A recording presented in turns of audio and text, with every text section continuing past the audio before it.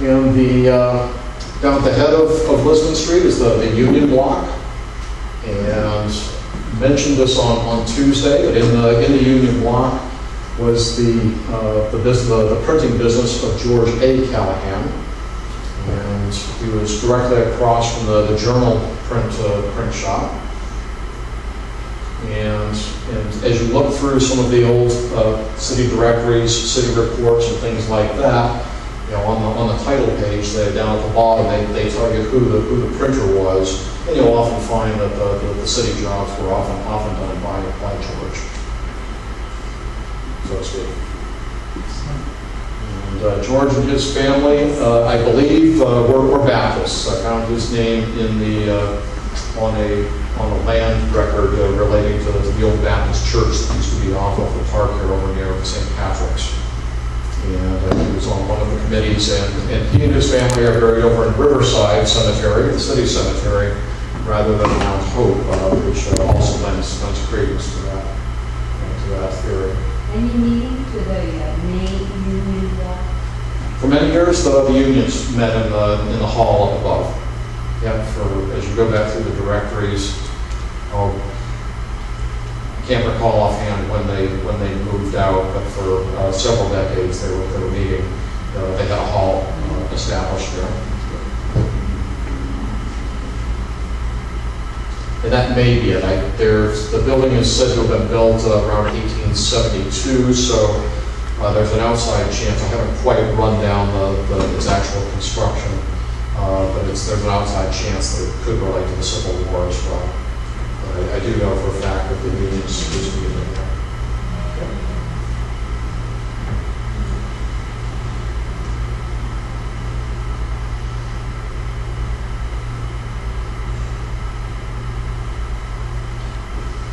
Around the corner on Main Street is the Clifford Block,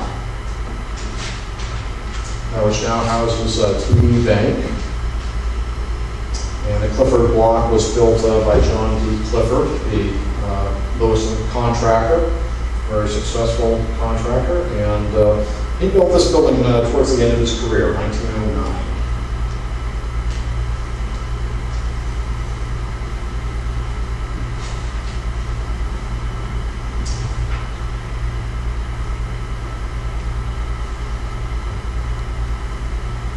Anybody who's been here for any time might still remember the Lewiston Monumental Works. It was operated by John and James Murphy.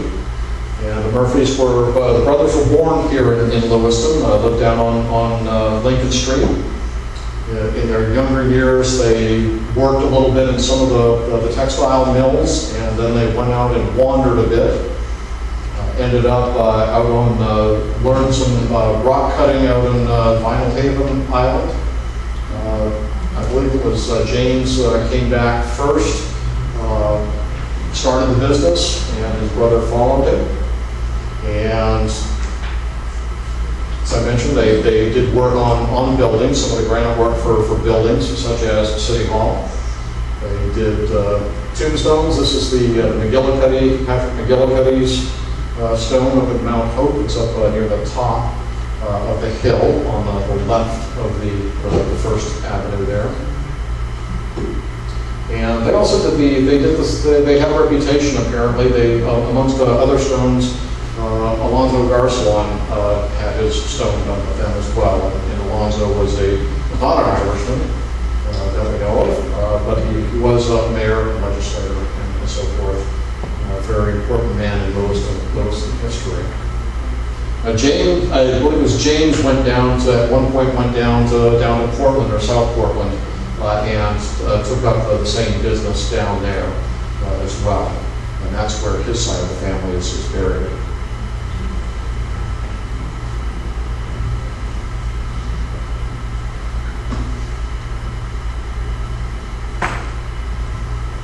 And of course, we're familiar with the Laney-Wellahan business. Charles Laney and Daniel Wellahan got started in 1914 on St. Patrick's Day, no less. And on Lisbon Street, I understand that either one or both of them were working in the Peck's department store before they started their business. And in 1936, they had this Art Deco structure built, which indicates that they were doing, must have been doing pretty well. That was the Depression era, and yet here's this very fine and relatively fancy building in a new style that really didn't. Was very a marked departure from the style of the buildings around it. Was it originally that way? Yes.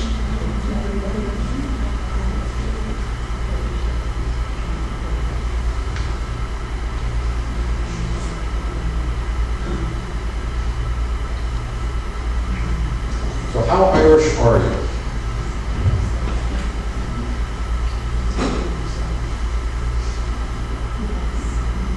You celebrate Irish holidays. There is, of course, St. Patrick's Day. There's St. Bridget's Day in February. And what else? Say again? St. Swithin? Haven't heard that one, but I wouldn't be surprised.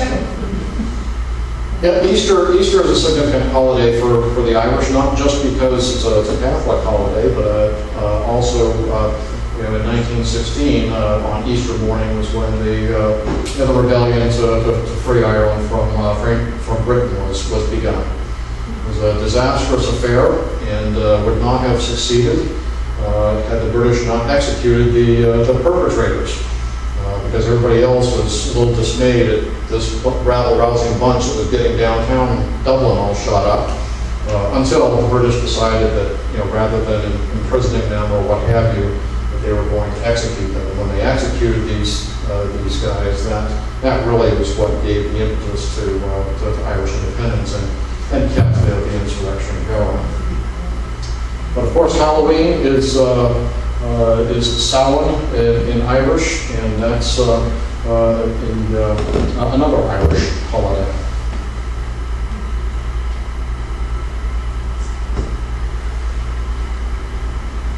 What do you know of Irish history? My trip into Irish history actually began with a novel, Trinity, by Leon Uris. And it's an excellent book. It's got its fanciful elements, which fits in fine with Irish literature. But it also tells the story of the Irish people that a lot of folks here may not understand. I know when I was growing up and when I was young, the IRA was blowing things up over there, and it was just after the troubles from the late 1960s and 1970s. And all I remember hearing was that they were Irish terrorists. They're Irish terrorists. And through high school, I was in the habit of reading history and reading military history in particular. And there were, at that time, of course, things were heating up in the Middle East as well. So terrorism was a major topic, and read a few books on that. And of course, the IRA is always depicted as terrorists. After I read Trinity, I saw the other side of the coin and came to understand what would possess people to risk their lives and sacrifice what they have and live very difficult lives.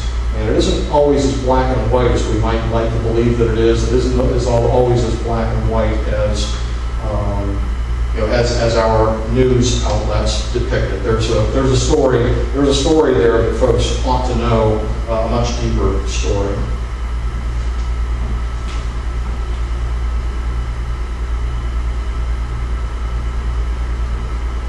Have you read any Irish literature? There's the Irish American Club has a reading group. And they regularly pick out works done by Irish authors. And you can become more Irish by reading Irish literature. I'm convinced that William Butler Yeats changed his name. Turn the last two letters around, and what do you have? William Butler Yeats. Would you want to go through life with the name of William Butler Yeats? They would expect you to grow. You know the history of the Irish in Maine. It's been coming to life here since the early 1970s. But each of the towns, each of the major cities certainly has their own story.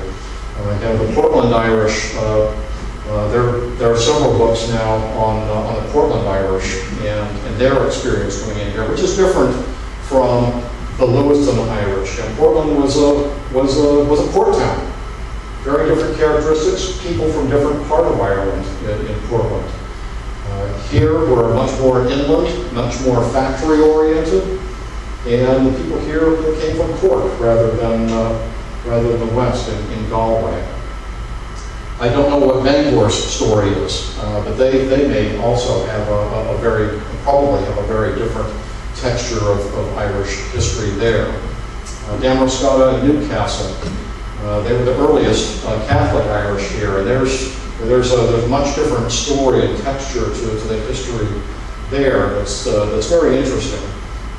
Again, my reference point is in school I was taught that the Irish came during the famine. And if you take that as your baseline, it just isn't true. There's much more to it than the famine.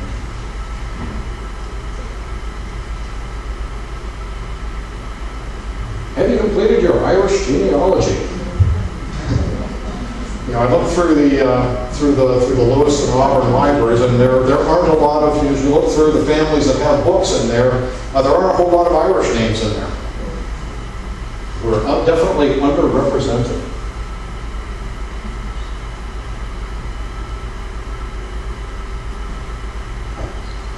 Now, going beyond just the genealogy, have you written the history of your Irish family? These folks didn't just get born, marry, and die. They worked, they played sports, they had particular interests. If you do the genealogy, go another step further and research the story of their lives.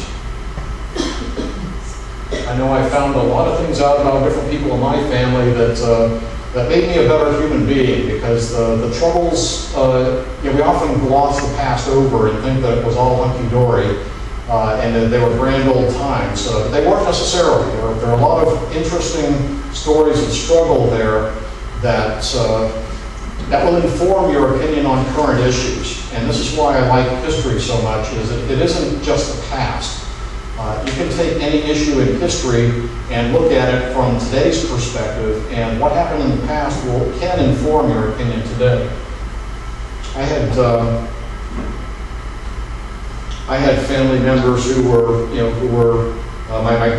my great-grandfather raised 4 girls on his own, pretty much. And this was a guy who had lost his leg on a railroad bridge early in life. And so he's hobbling around with one leg. He's got 4 girls to raise, pretty much by himself. He had a business downtown. And he also made time to be active in the ancient order of Hibernians. And everybody I've ever talked to, whoever knew him or knew of him, said he was just a great guy. But it's an interesting story to see those things of, what do you do if you suddenly become, or someone you know suddenly becomes disabled? Do you give up? Or do you say, hey, we're going to keep on going anyway? And this sort of story, and these sorts of stories exist in all of our families of overcoming various kinds of hardship that can be very instructive for people even today. You attend Irish music events. We have a good series going here at the Franco-American Heritage Center, the Celtic Tuesdays. It's an outstanding opportunity. There's an Irish festival up in Belfast each summer. There was a music festival that they started down in Brunswick this past summer that may well come back again, and featuring top name Irish performers. All of the great Irish music isn't the stuff that was that you get in the hotels in Ireland, the classic Irish music. There's some contemporary Irish musicians that are doing some fantastic stuff. Eileen Ivers, for instance, you'll see coming to Maine periodically, is a fantastic fiddler, world class. I think she's won something like 9 or 11 All-Ireland competitions. And what she does is she blends in